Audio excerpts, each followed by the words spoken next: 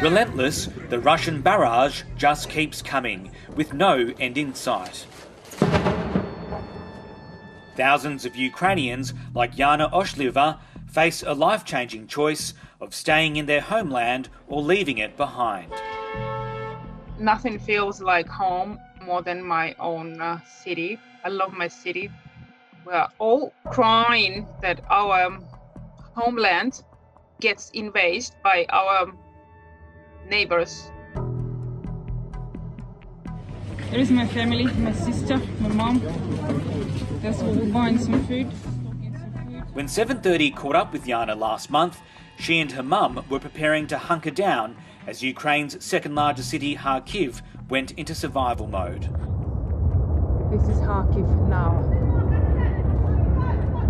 We are going to hide. The fightings are happening absolutely everywhere. Kharkiv is locked from all sides. It's not safe to live. You can hear the sounds of shooting.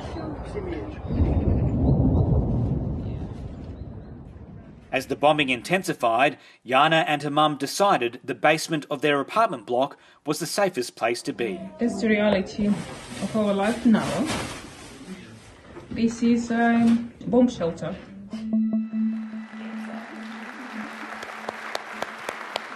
Overnight, the Ukrainian President Volodymyr Zelensky appealed to the US Congress for more military assistance and tougher sanctions against Russia, invoking America's past traumas to drive his message home. Remember September 11th? A terrible day in 2001 when evil tried to turn your cities, independent territories, into battlefields. When innocent people were attacked from the air, no one expected it. You could not stop it. Our country experiences the same every day right now. Oh,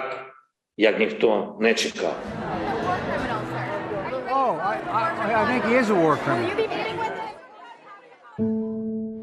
Hello, this is Maria Avdieva from Kharkiv, Ukraine. Maria Avdieva has decided to stay put in Kharkiv and fight disinformation. It's a dangerous position to take.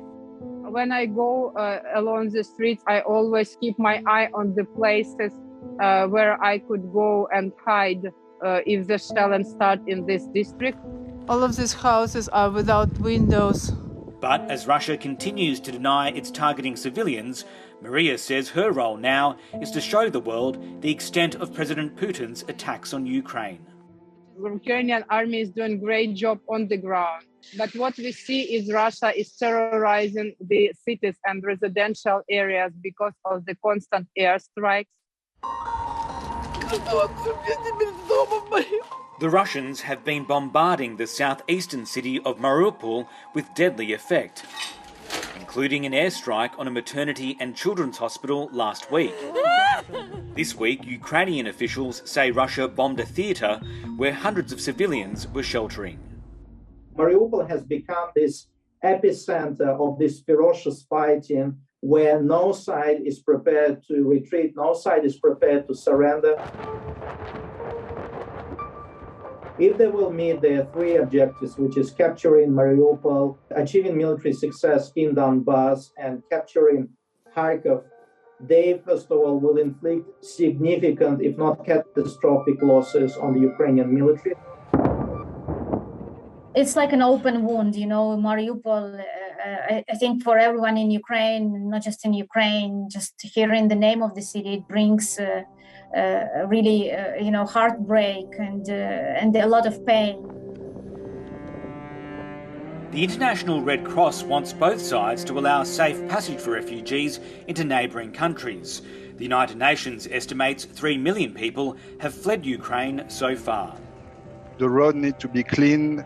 They need to know exactly where they can go, during how long. If it's for like 4 hours during a day, if it's for a longer period, they need to know that the guns will be silenced.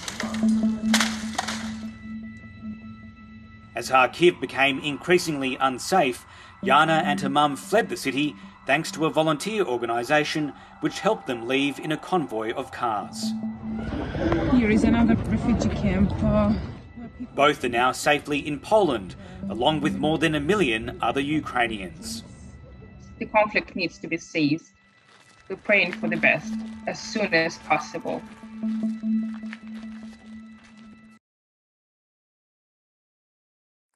Hi, I'm Lee Sales. Thanks for watching this story. If you'd like to watch more of 730's stories, they are on the left of your screen. And tap on the button below to subscribe and get the latest from ABC News.